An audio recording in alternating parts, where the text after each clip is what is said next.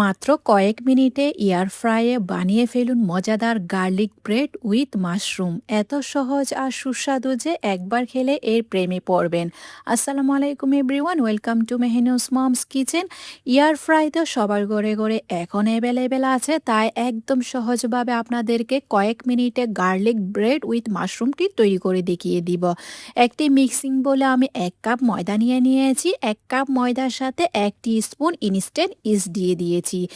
ইস্টটি দিয়ে দেওয়ার পর এখানে 1 টি স্পুন দিয়ে দিলাম আমি চিনি দিয়ে দেওয়ার পর দিয়ে দিলাম 1 টেবিল স্পুন গুঁড়া দুধ।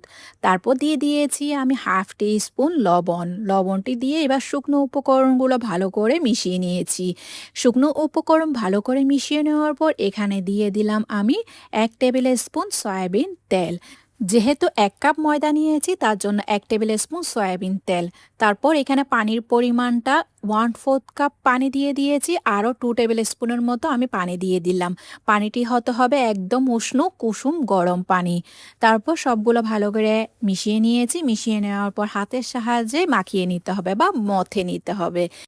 ভালো করে এই ডোটাকে মথে নিয়ে একটি সফট ডো তৈরি করে নিয়েছি। 1 কাপ ময়দার জন্য এখানে আমার টোটাল কুসুম গরম পানি লেগেছে 1/4 কাপ, আরও প্লাস 2 টেবিল স্পুন কুসুম গরম পানি। একদম পারফেক্টলি একটি সফট ডো তৈরি হয়ে গিয়েছে।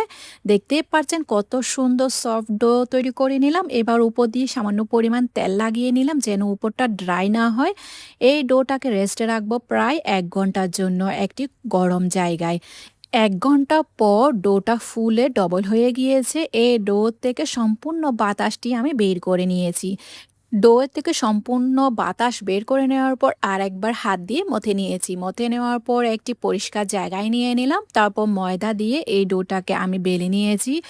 গোল করে বেলে নিতে হবে, যেভাবে আমরা পিজা তৈরি করি সেমভাবে করে আমি এই ডোটাকে বেলে নিয়েছি। একদম বেশি পাতলাও রাখিনি, আবার অতিরিক্ত মোটাও রাখিনি।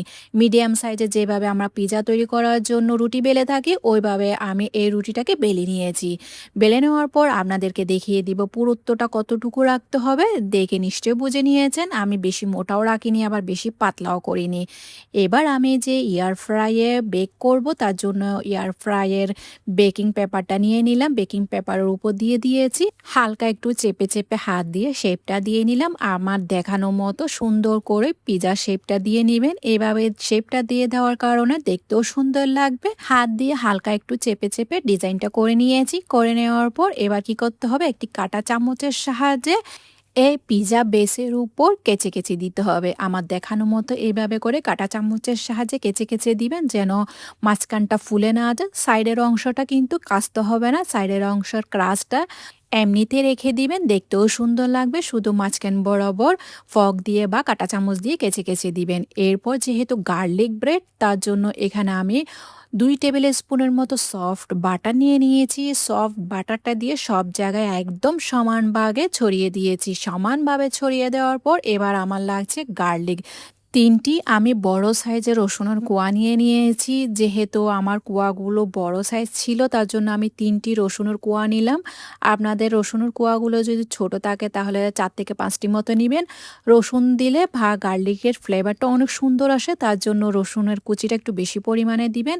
গ্রেটারের সাহায্যে এরকম মিহি গ্রেট করে রসুনগুলোকে গ্রেট করে নিয়েছি। তারপর 2 টেবিল স্পুন ফ্রেশ ধনেপাতা একদম কুচি করে দিয়ে দিলাম। গ্রেট করা রসুন আর ধনেপাতা কুচি ভালো করে একসাথে মিশিয়ে নেওয়ার পর সব জায়গায় সমানভাবে ছড়িয়ে দিয়েছি। এবার উপর দিয়ে আমি বেশি পরিমাণের মজেরেলা চিজ দিয়ে দিলাম। আপনারা চাইলে মজেরেলা চিজের পরিবর্তে স্লাইস চিজটাও ইউজ করতে পারেন, তবে মজেরেলা চিজ দিলে দেখতেও সুন্দর লাগে, খেতেও অনেক মজা হয়। মজেরেলা চিজ আমি বেশি পরিমাণে দিয়ে দিলাম।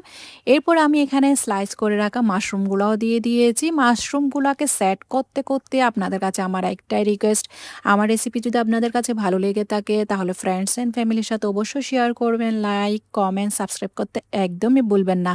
আর আমার ফেসবুক পেজটাকে অবশ্যই ফলো করে দিয়ে যাবেন।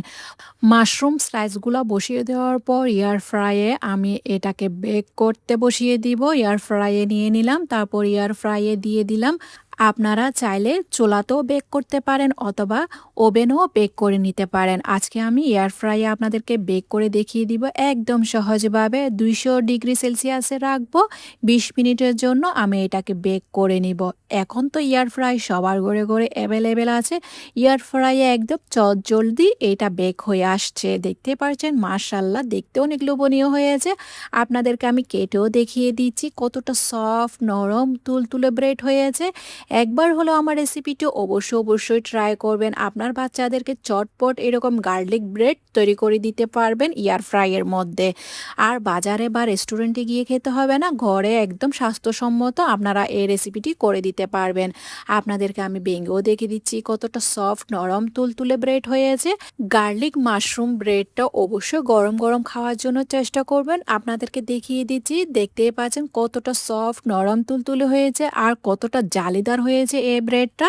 আজকে তাহলে এ পর্যন্ত, দেখা হচ্ছে নতুন আরেকটি রেসিপি নিয়ে। সে পর্যন্ত ভালো থাকবেন, সুস্থ থাকবেন, আমার জন্য দোয়া করবেন।